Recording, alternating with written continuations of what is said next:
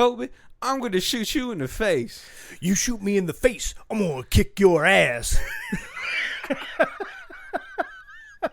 These are such bad lines. I'm sure everybody knows what movie we're talking about from that. I will give you guys a $25 Amazon gift card if you could tell us where that's from. What's going on, guys? My name is Barry. And this is Colby. And this is Who Watches This?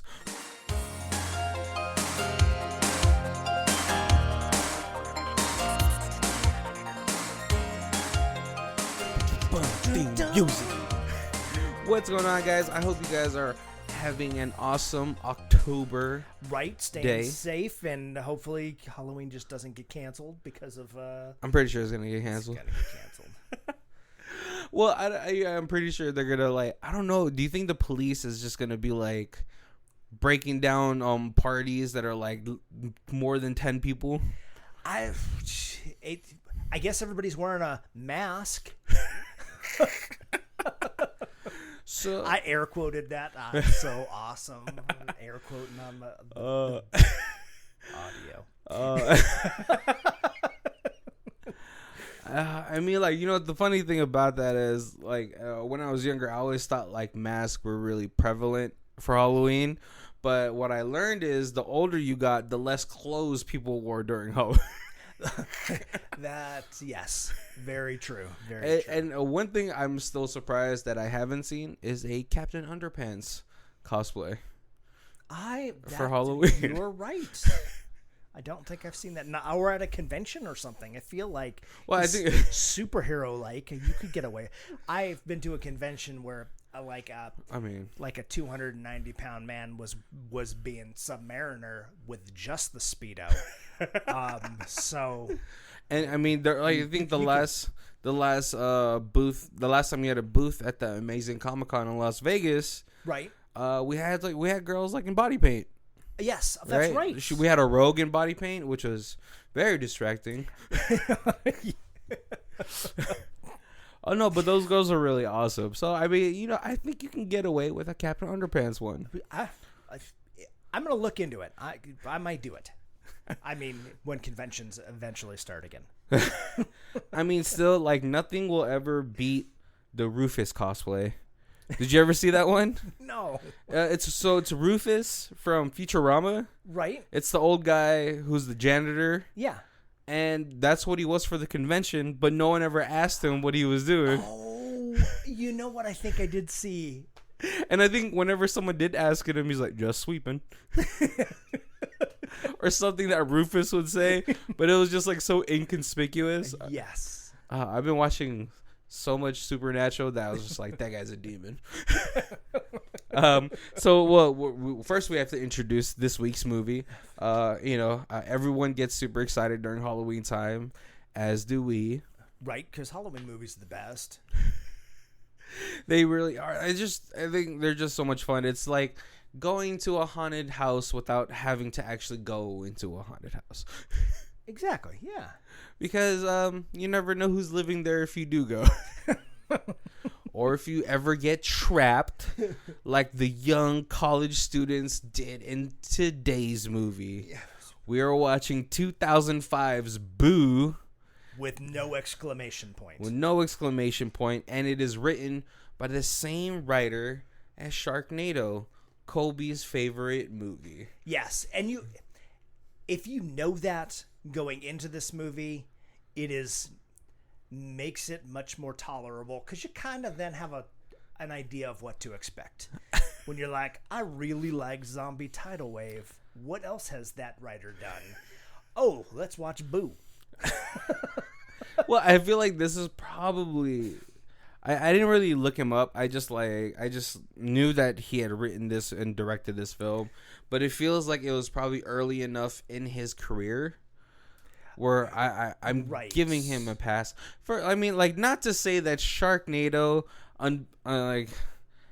against my co-host better judgment is a masterpiece. Absolutely.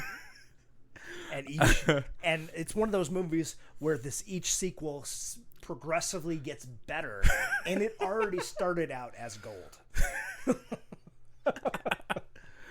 I think I remember just listening to the radio one morning, and then I guess someone famous had tweeted about Sharknado, and then that's how the ball just got rolling for that. So I mean, word of mouth is really big, right?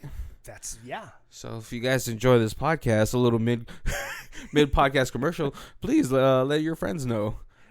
Right, because we want to eventually do the Kobe and Mary docu-series or whatever, or a tour. That'd be kind of cool too. We'd be like a Jay and Silent Bob, but both of us talk. Yeah. But yeah, so came out 2005. It is produced by Kismet Production, which I never ever have seen ever again.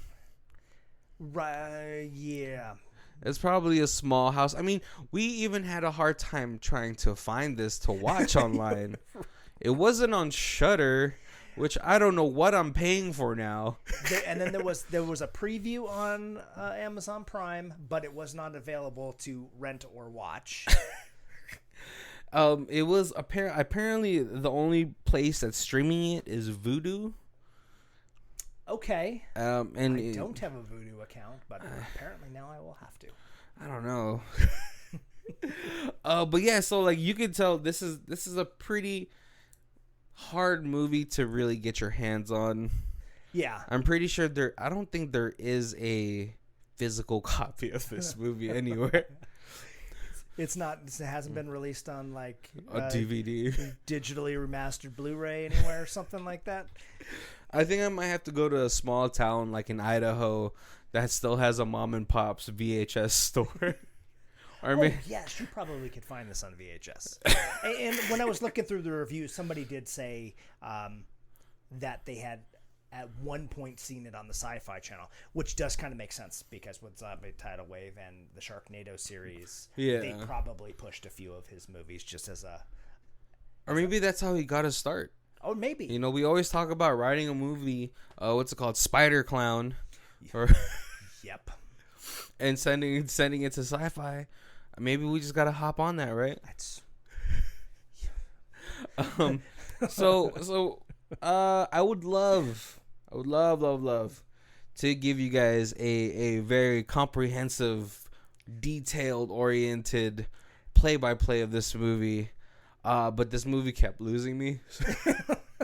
Okay, so like it is by far not the worst watch ever. That title still goes to Shark House. Or House Shark. We're going to fight about that. It's a low-budget film that did the best it could with genius writing. It's like 2 hours and 15 minutes. It is. I think at some point we all looked at each other like, this movie's still good. It was a little long, but so many just great scenes, lines. Like, it was genius writing. If you can give me one quote from the top of your head, I will retract that out of my statement. You can't.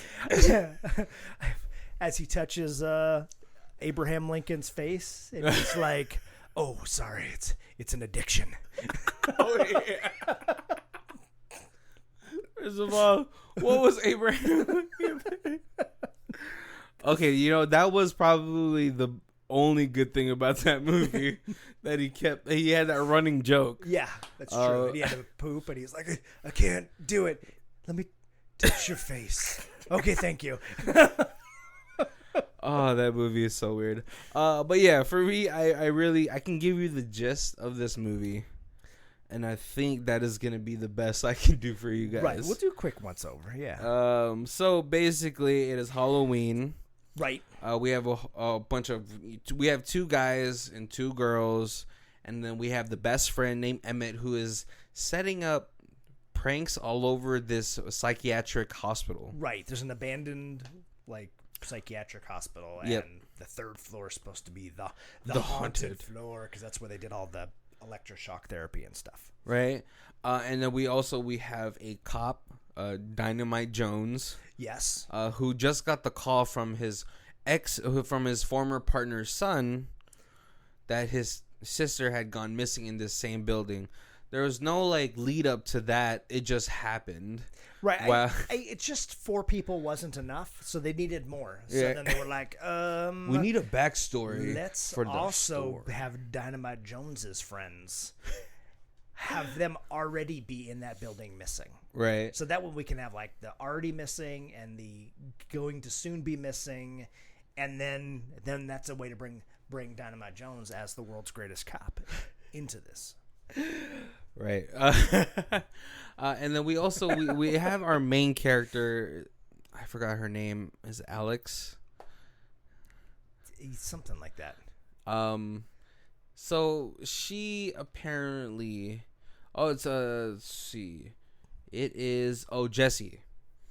Jesse. Yes. Jesse is apparently somewhat like psychic. Right. So she has like visions and all this stuff. But I think it's because her mom was in this institution at one point. Maybe, right? The trauma from her mom being there. I don't know. The story was really unclear for me. It's true. Yes, it didn't. Right. I mean, like, and then, so, like, the boys are planning to scare the girls in this psychiatric hospital. And then we have Dynamite Jones and his ex-partner's son having to go into the hospital to look for his sister. Of course, Dynamite Jones is like, I'm only a superhero from 9 to 5. But he ends up staking it out just in case something happens. Right. Right. And he's a he's a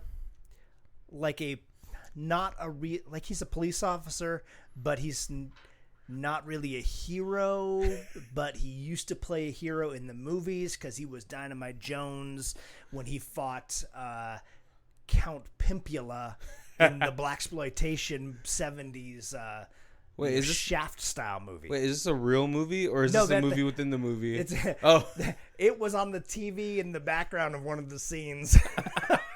All right, because I'd watch the shit out of that. Yes, yeah. Count Pimpula, yeah. So we do have like a lot of stories going on, but our main story is going to be the college kids going into the psych ward.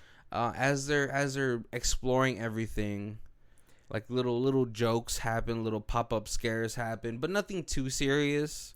Right. You know, we have one of them like disappearing and putting on a clown costume, which was ahead of its time, you know, to 2016. Right. And so everything seems like hunky-dory, all fun and games. Let's scare the girls until they get into the elevator. Yeah. Unfortunately, the elevator only goes to one place. The third floor.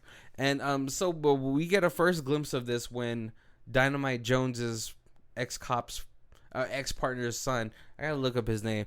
I'm just gonna call him Alex. I feel like that's his name. I think so.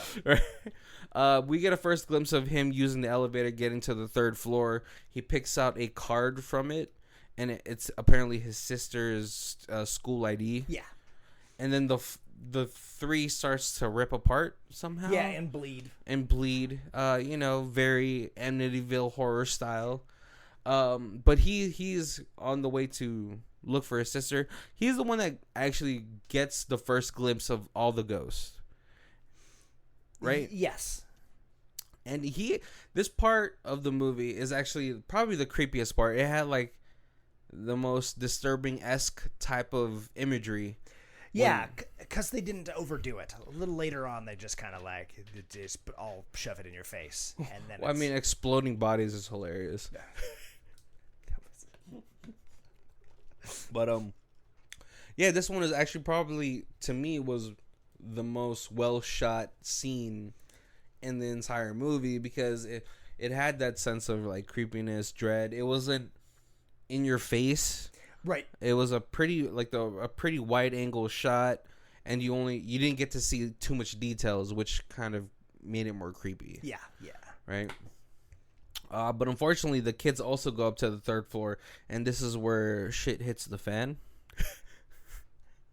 because all of the pranks start to go sideways. And they don't know at this point. They don't know because they have the one guy who comes in and like supposed to set up the pranks. Yeah. So they're not sure if some of these things are pranks or if it's actually haunted because they immediately suspect. They're like after the first prank, they're like, "This is your friend is here and he set these up. You guys are stupid. I hate it that you scare me." Right? She's always like, "Emmett, just come out here now." Oh, yeah, that's it, Emmett. But when I think the final straw was the wheelchair coming at them at like a super high speed, and so that's when Jesse and what's it called, the simp, not a simp, the other guy who's trying to hook up with Jesse's friend, they decide to go downstairs and get out because she was like, "I'm done, I'm tired, I don't want to deal with this anymore." And so Jesse's boyfriend, Kevin, and Jesse's best friend, Slutty right, Howerson. because for absolutely no reason, they throw in this weird, like, love square where, like, the guy who acts like he's gay is sleeping with the slut, but he loves Jesse, who's in love with the bitchy, jock. Kevin, the bitchy jock. Yeah. Wait, hold on. Is sleeping with the slut. Wait, hold on. Wait. Is he pretending that he's gay? I totally thought he was gay at the beginning of this, and then they were like, "Well, you're sleeping with the slutty girl," and he's like, "Yeah," and he's like, "You should, you guys should get together," and he's like, "Oh no, like, I'm not into her like that," and then I totally possibly read that wrong. I thought he was hitting on the jockey guy. Oh, when they were outside having the cigarette. Oh no! I think no, because like later on in one of the scenes where they were going up the stairs instead of using the elevator, he's all like, "Well, yeah, we go on dates, but it's mostly me picking her up and dropping her off." Simp. That's what a simp is, guys. So I thought, I was like, I knew he was in love with Jesse's friend, but I felt like Jesse and him made more sense than the jock and the slutty girl. Right. And then they've been best friends forever. Right. But he wants to be with her, but she didn't want to be with him, but he's too scared to tell her. Yeah. You can't trust these hoes. A lot of weird little parts from like movies from all around, and they shoved them into this. Oh yeah. And then they didn't really do anything with them afterwards. I mean, they also take a whole bunch of different lines from other movies. I can't remember them. Right. And like even at the very beginning, the first time that Jock Guy scares Jesse is very like Scream-like, the beginning of Scream. Oh yeah, that was like a weird sequence because I thought he slit her throat, but then there was just foreplay. Right. Was it like makeup or something? And then it was like really a knife, or was really the carver for the pumpkins that she was using, and somehow the blood, he was like, and she's like, "This blood better not stain my neck." Yeah. See, that's way too close. That's not a fun game for anybody. Yeah. So I didn't get it. Like this movie for me, it felt like the director or like / writer was like, "Oh, I have so many cool ideas," but it's sometimes you don't have to put every idea into a movie. Save some for the sequel, right? Like they did in Sharknado. He learned. I don't think time travel was ever on the table when he first thought of a Sharknado. Who knows? Maybe he had cow-nados and fire-nados in that original idea, and then he was like, "No, we're pushing this too far. We got to bring it back. Just sharks." No, see, I'm still waiting for Gorilla Cane. That's a hurricane filled with gorillas. I'm waiting for Volcano. That's a volcano that spouts out bulls. Because we already got Arachnoquake. Yes. See, if you guys haven't seen that episode, go back to August. It's the first week of August. But yeah, what's it called? What's a good one for a blizzard? Gizzard? No. I'll get it. I'll get it there. Right. Well, back to the movie though. But yeah, and so they all end up on the third floor. It's very. I don't know if I could say Antalanche. Is that just like an avalanche of ants? Yeah. That's a good one. It's also terrifying. Now like I'm picturing it in my head. It's disgusting. But yeah, so I don't know if I want to say that this movie has directly inspired Grave Encounters, because Grave Encounters is a far better movie. You've seen it, right? Yes. Yeah. Even the second one, which wasn't as good, but still pretty entertaining. It sort of follows that pattern where they get to the third floor, and the third floor is pretty much the gateway or the doorway to this paranormal pocket dimension. Yeah. Right? And so later on, we do find out that there is a main ghost haunting this entire psychiatric hospital, or this floor. It's a guy named Russell who was electroshocked. He was a pedophile. Oh, okay. But so then they did all kinds of electroshock and stuff like that to try to cure those thoughts from his head. Oh man, I didn't know it was pedophilia. Like, this movie got so much worse. And that's what the little girl was, because she was one of the doctor's daughters, and then he pedo-actioned and killed her in the hospital. Oh, okay. And then Jessie would visit the hospital because her mom was there, and yes. okay, so it all kind of ties in. But so yeah, that is the main ghost, but there is another main ghost in there, and it is a nurse Russell, I believe is her name, and she is pretty much the gatekeeper trying to stop him from escaping in one of the bodies that are going into that. Right, because he apparently has found out if he can possess, get somebody to die, then he can possess their dead body, and then he would be able to leave in that dead body. He would be able to leave the hospital. Yeah, and so the way that Jessie tries to counteract this or stop this is to let him possess her body and show her all of her pain. And he was all like, that sucks, but it sucks more being a ghost. Right, because she's like, my life really sucked. So if I show you how bad real life is, you won't want to leave the hospital.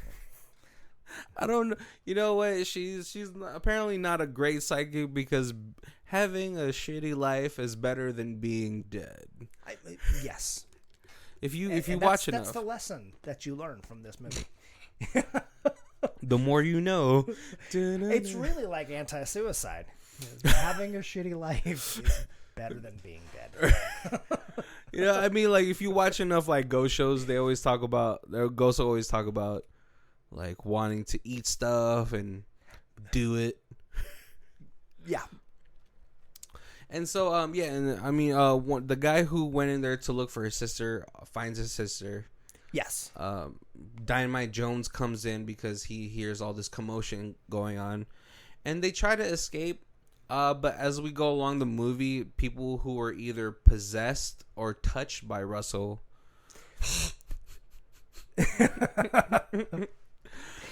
they start to, melt. They get oozy. It is gross. They kind of like snail trail up. Oh man, yeah, and then they do get, when they get shot, they explode. Yes, which is hilarious. Like, the slutty girl does die, because a ghost explodes near her, and then his goo gets on her, and then it's all in her mouth. Dumb jock is like, now you're gooey, so you must also be a ghost. Let me shoot you in the face. Yeah, this jock totally is delusional. He's like, I'm trying to keep everyone safe. And Jesse says, no, you're trying to keep yourself safe. And of course he doesn't make it out, because the slutty girl who died ends up killing him as well. Yes. Because you're not leaving if I'm not leaving type of situation. But, you know, we do find out that the Dynamite Jones's friend, the sister who is escaping, is actually possessed by Nurse Russell. Yes. And she's like, don't worry, I only possessed her after she died. Yeah. Yes, I didn't kill her to possess her. She was already dead. She was already dead.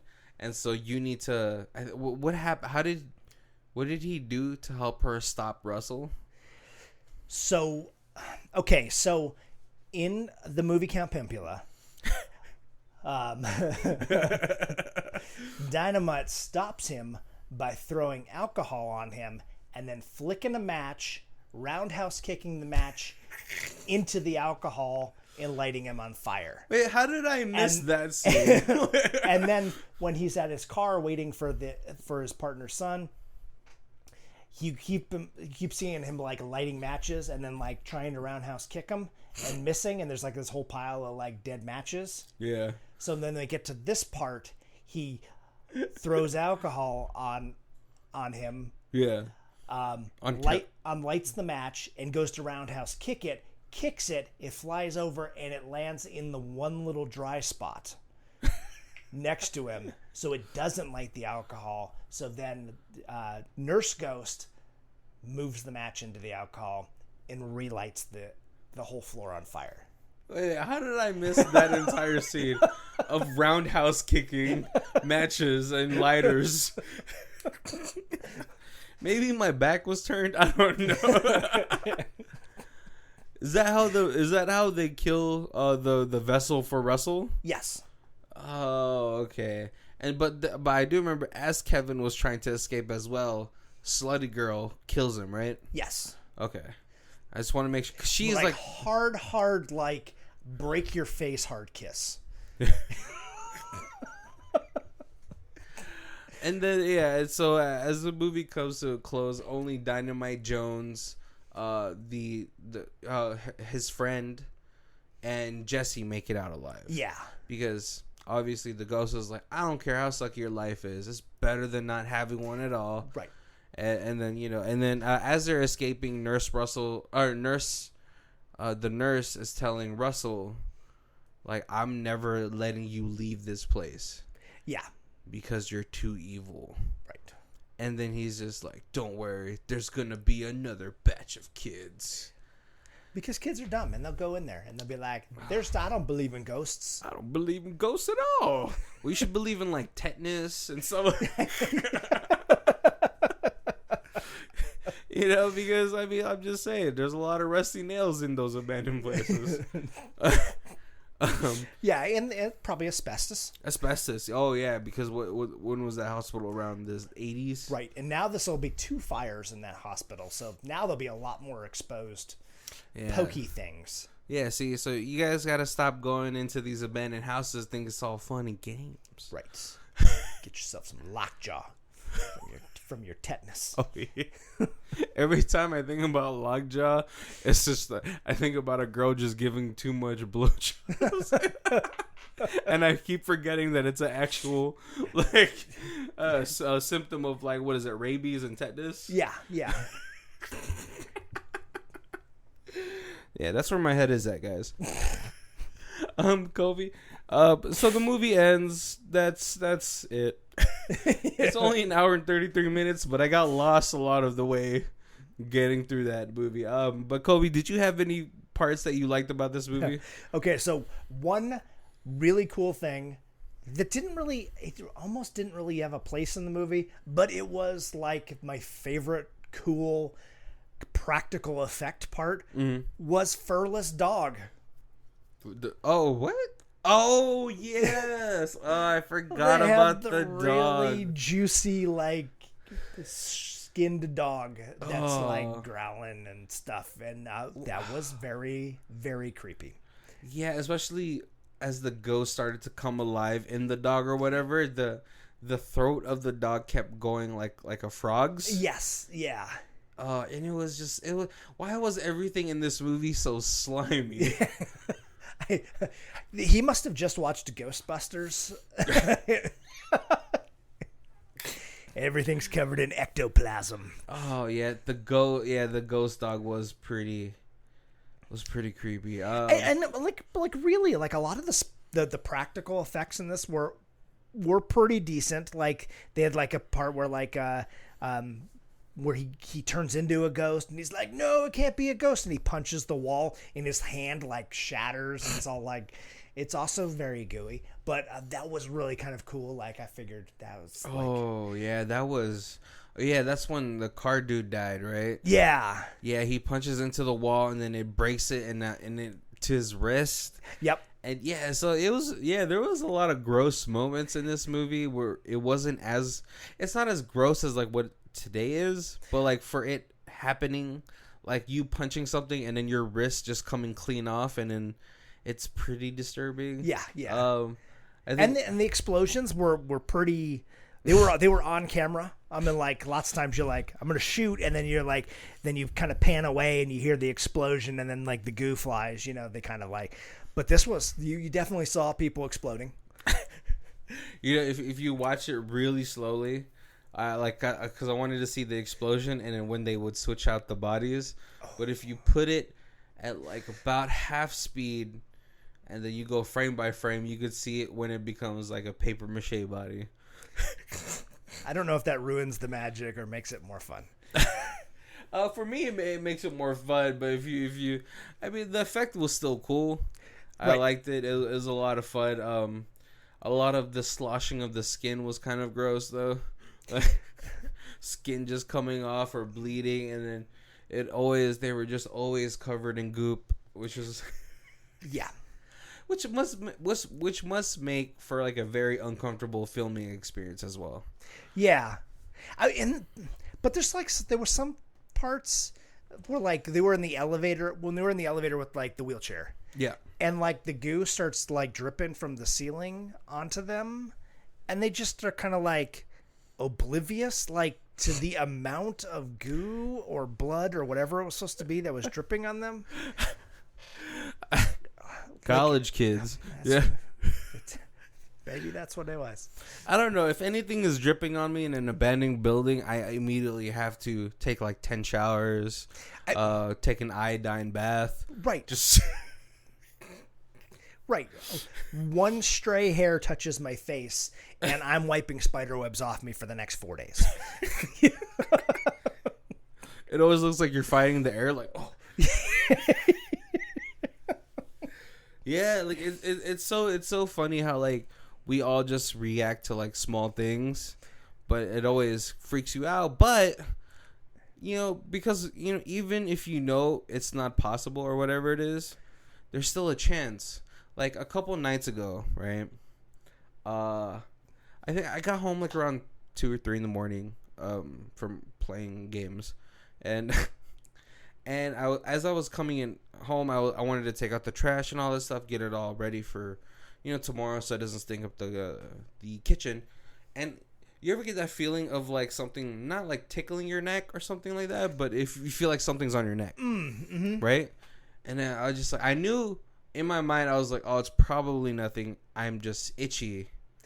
No, it was a fucking cockroach on my neck, and I kept freaking out because I was like, how the fuck did it get on my neck? Oh God. And then so like I had to go upstairs, take the hottest shower I've probably ever taken. Right.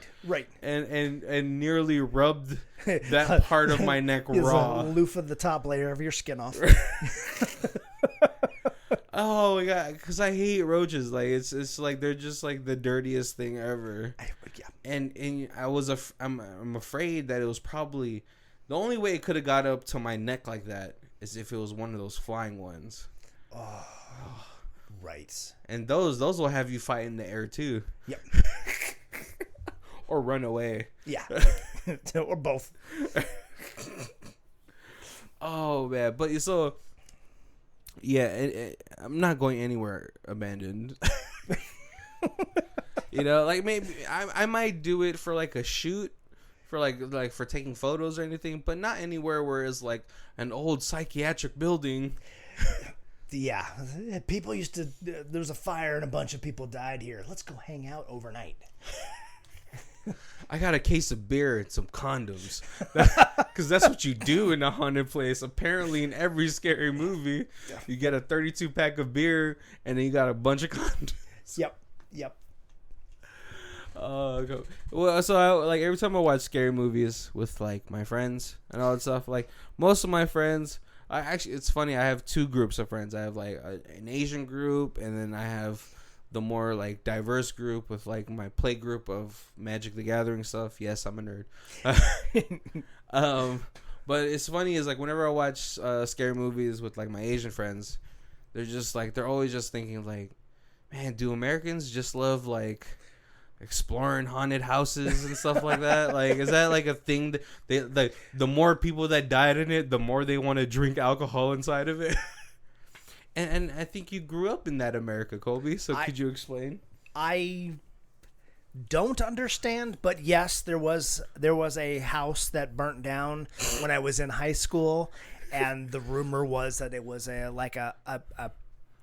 child molester, and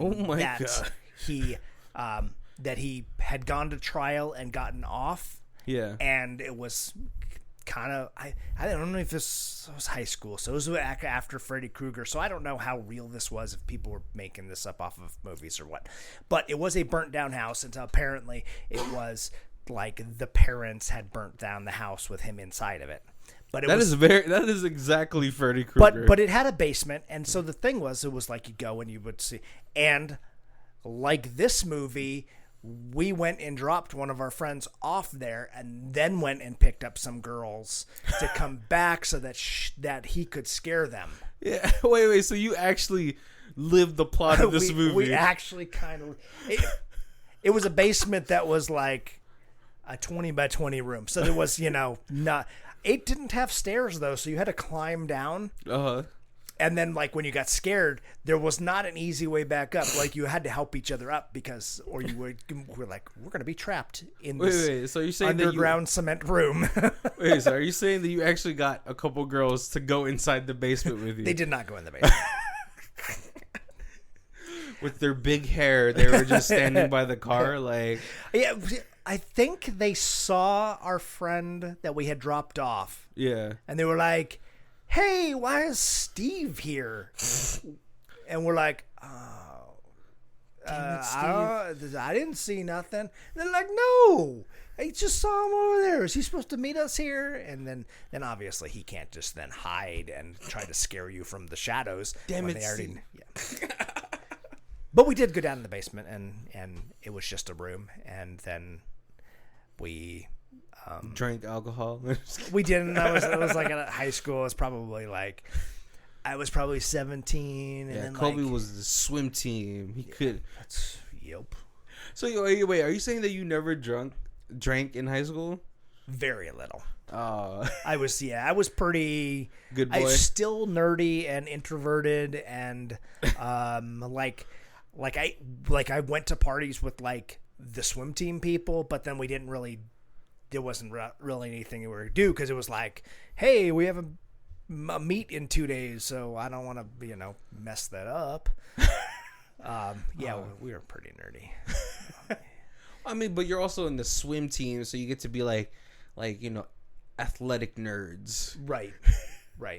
And then I had a friend who was like on the football team, and I went to a party or two with him, but then I ended up being like, I was like designated driver, because it's like, I'm not on the football team, so apparently I'm going to be the one driving. I won't get any drinks because everyone's like, Colby doesn't drink. Invite him to the party. Yeah, that's a distinct possibility. Wow, so guys, I hope you guys are happy to know that Colby has lived the plot of this movie unsuccessfully, though, because the girls never went down the. Good for them. Good parenting. It was the late 80s. It would have probably 1990. It was the 1990s. A lot of people were dying back then. Good for them for following their instincts. Not to say that you guys would ever do anything. It's just like, if you ever have a daughter, you're like, I hope she doesn't go into any dark basements Right. of known pedophiles. The weird part is that area was condemned for like 5 years after that, and then I hadn't drove by that or anything, and then like 10 years later I drove by, and it's a whole housing community, and I was like, if there really was like a serial killer who was killing children, now that there's houses over top, those houses might actually be haunted. We should go to one of those houses and just be like, we want to just do an interview. Did you know that on this very land, the real life Freddy Krueger was right? I can't believe that. Like, I've never heard of that story here. Was that? So if you guys don't know, we're from Las Vegas, Nevada. I've been here for 10 years. Colby's been here for It was a not while. too far from the Boulevard Mall. Okay, so the Maryland Parkway area. Yeah. There was like a back street to take to the Boulevard Mall, and it was off of that. Oh man, see now, like, if we get more fans in our own city, they're gonna be like, oh my god, is my house a part of the Freddy Krueger community? Right.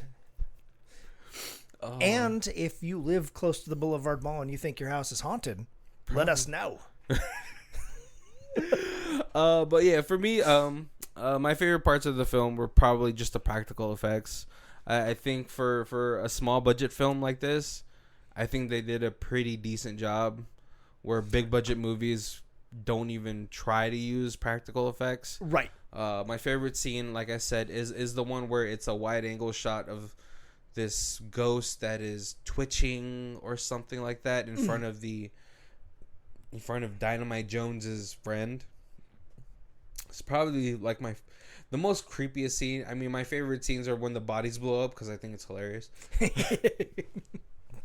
And it kind of reminded me of, like, I guess was it like spreading like a virus through like blood in the mouth or something like that? I'm not sure, because the only one who really got sprayed was the slutty girl. But then she got, and then she got killed and wasn't a ghost. Yeah, until later. Because he shot her, and that's where we get the line. The last person who did anything to me, I shot him in the face. Well, you shoot me in the face, I'll kick your ass. Yes, that's how death works. Yeah, you go, Dynamite. Well, I guess he could become a ghost and kick his ass. Oh, that's true. And those are my two favorite, like the best two was Dynamite, and then like Whiny Jock.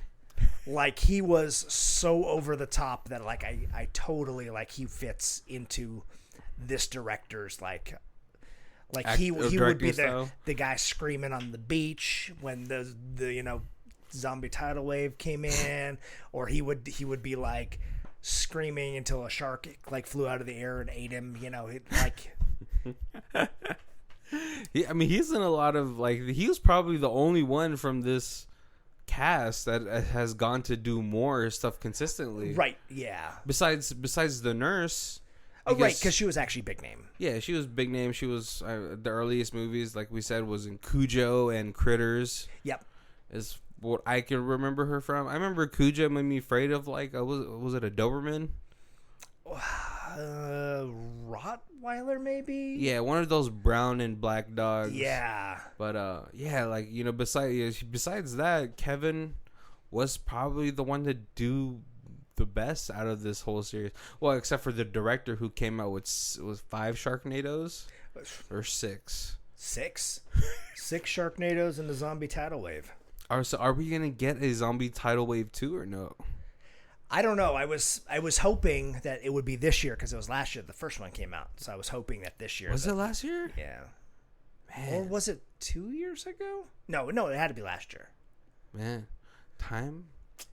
It felt like 2 years ago. I don't know, but oh yeah, because we did go to your girlfriend's house to watch it. Yeah. And had a huge potluck.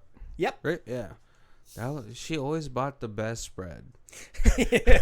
Was it from Stefano's? Yeah. Yep. She was like, I got to be the hostess with the mostest. Oh man, but well, we're gonna. I don't. There's not much to talk about this movie. So we're gonna hit our reviews. If this is the first time you guys are joining us, the way we do reviews is by 4 sections. We have stream it, DVD it, Blu-ray it, and Ultimate Box Collection, which this would probably have to include the whole Sharknado series. Oh, the Ultimate Box Collection. I don't even care if I have duplicates of all those movies. But Kobe, where are you at? I didn't hate this movie.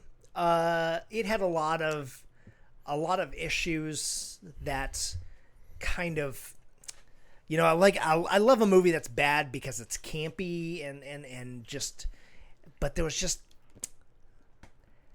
it either had to be more over the top or more serious, and it just kind of hit that like middle ground where it was not fantastic. And like it had decent music. It had, like, the set was actually pretty well done.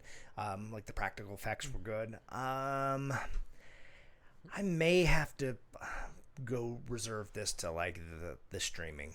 Right. Yeah, I'm pretty much the same way. I mean, like Kobe said, like I think he had all the tools there. He had a one big name actress, a young cast, great set design, a decent movie score, really good practical effects, and I think he had a lot of good ideas. But like we said earlier, I think the issue for this movie was gonna be you don't have to put all of the ideas into the movie. Yeah. Because as you're watching this movie, you start to notice that he's pulling from so many things, which is fine. Especially when you're first starting out, imitation is how you start to find your groove and your style, which, I mean, obviously he did with sci-fi's biggest movie franchise. I don't know how much Sharknado made sci-fi, but it did, because, I mean, people kept watching, just needed to see how much more ridiculous can this movie get. And Sharknado's probably like the king of like B movies at this point in time. Right, yeah. But for this movie, you could tell that he's a young director. I'm thinking he's a young director. I don't know. I didn't look at his filmography before this movie, before 2005. But it's still. But I would guess this was pretty one fresh. Of his early. Just one of his early drafts, or one of his early movies. Yeah. Just because, I mean, even no matter how ridiculous or how bad the dialogue is in Sharknado, it at least had a focus to go into. Right. Yeah, it was like, we got to stop this Sharknado. We got to blow up this Sharknado. We got to go back in time to stop Sharknado. But, he had a more consistent writing flow for those movies. That's why you can tell that when you watch this movie, it felt like he just had a whiteboard in his like office and was just like, all right, yeah, asylum check, oh, creepy wheelchair check. Right. Yep. Every time you watch the horror movie, he's like, oh, I like that idea. Let's add that in. Yeah. And so because of all that stuff, even like no matter how great the rest of the entire film is, as far as like product, like design, set design, practical effects, and all that stuff, the story kind of killed it for me, just because I didn't know where it was going. Right. There was no mystery.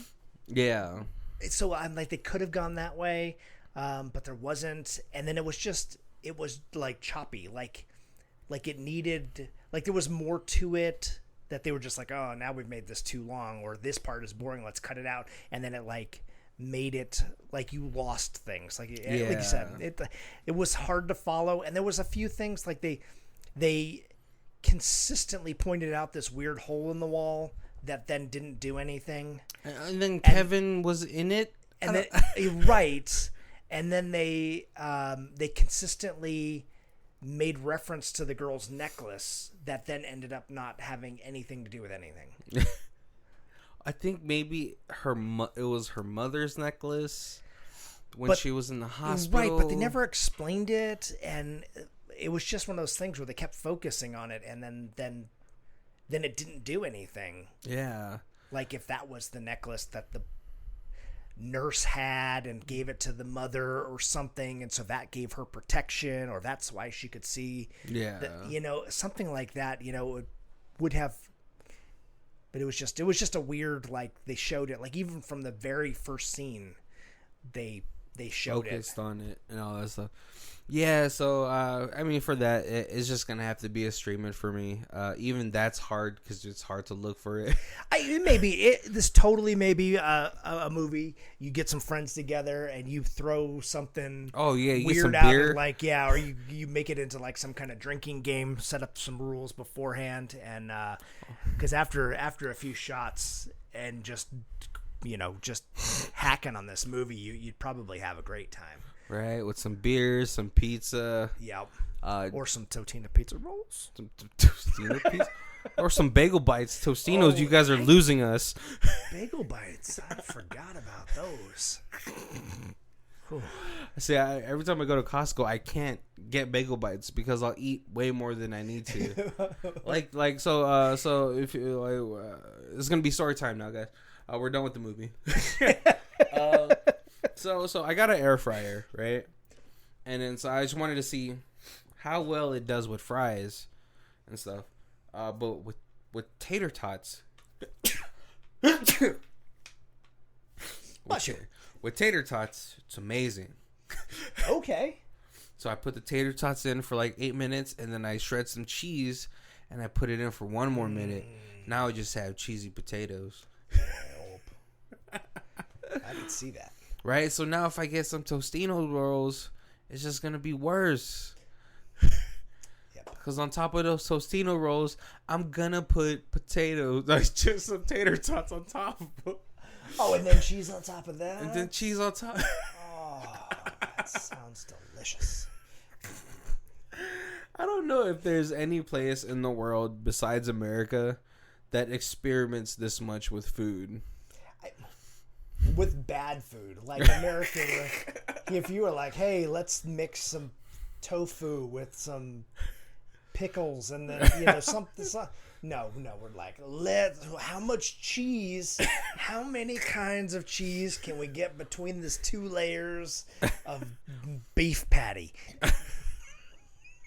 I mean, we are, I'm pretty sure America invented putting meat or cheese inside of the burger and then cooking the burger, and then when you bite into the burger, melted cheese comes out. Right, and then you put a slice of cheese on top of that.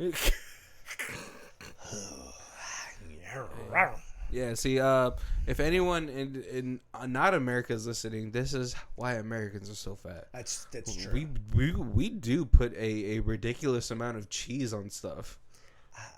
Yeah, it'd be interesting. I'd have to look. We'll update you later on what country eats the most cheese. It has to be America. It has to be. I mean, I know Asia has started to love cheese as well.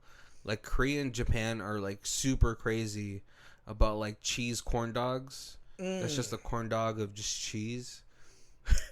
Yeah. Or like Korea has started having like Korean barbecue with like a little cheese ring. So they put it's like a mixture of like butter and cheese, and then that way you can dip your meat into it. And they're super obsessed with the cheese pull. Oh yeah. But I still think I don't know any other country that's probably eaten more cheese than us. Yeah, I've got a day where I've eaten nothing but cheese, and I don't mean it like, hey, every meal I had cheese on it. No, I mean I just straight cheese. Just ate like a 2-pound block of cheese for the day. Kobe's stomach can process about anything. Yeah, and the next day I was pooping like a champ. Whereas I have to limit my cheese intake because all Asians are just a little bit lactose intolerant. I am. Yes, if I developed that, I would be a sad boy. I would, yeah. Food would just no longer be a thing. I'd just I'll have a slice of white bread, a vitamin, and a glass of water. That's my meal. That reminded me of Brooklyn Nine-Nine. The Captain Raymond Holt says that if I could just drink a shake that had all the nutrients I would need for a day, I would not eat. Isn't that Soylent Green? I think so. Wait, Soylent Green is from... It's a movie called Soylent Green. Yeah, okay. Where it was like this health drink that they would give to the poor people that couldn't afford meals. And then it turned out that it was made out of the really poor people that they basically just ground up into shakes. Oh, gross. I mean, it kind of reminds me too of what's it called? Snowpiercer. Remember they had the big old vats of roaches and and it was. I mean, like, honestly, it does have all the nutrients you need, but gross. At that point, I would be Chris Evans and just eat a babe. No, I was kidding. No, I would not eat a baby. But you don't want to see how the sausage is ever made, right? Yep. But guys, I hope you guys enjoyed today's episode. We're coming to our hour. Next week we will be watching All Hallows Eve. Yep. Starring Artie the Clown. Right, yeah, we both didn't know that he was in a movie before Terrifier. Right, because we thought Terrifier was the movie. Yep. But apparently, Terrifier, All Hallows Eve, seems to stem some of its like things from VHS. I think VHS came out before All Hallows Eve, where there's 3 or 4 different stories, and Artie the Clown is in all of them, I think. I don't know how this movie is going to be because I've never watched it. Colby has never watched it. Never watched it. So I hope you guys will stay tuned for that one. I'm pretty sure that one is going to be really graphic if it follows anything from Terrifier. Yes.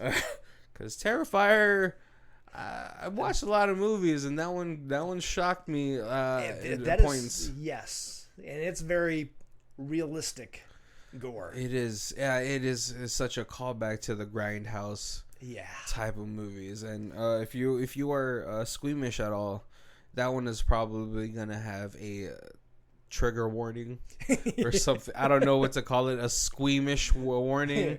Yeah. All of the warnings, we'll see.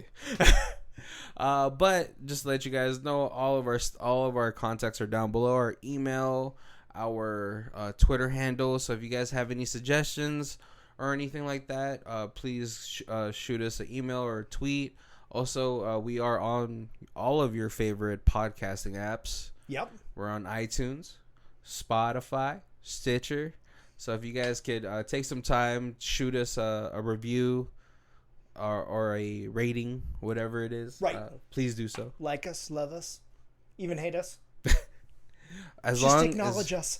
As long as you're listening to us. I want you guys to be like, these guys don't know anything about movies. Let's see what their dumb opinions are about this one. Half the time I'm like, my opinion is going to be way different than everybody else's on this movie. But I love it anyway. Let's talk about it. But yeah, I hope you guys enjoyed the episode for this week. My name is Barry. And this is Colby. And this is Who Watches This. If you guys want to check out who does our theme music, it is Lee Rosevere. It's called Arcade Montage from her Music for Podcast 3, and her Bandcamp is down below. Thank you.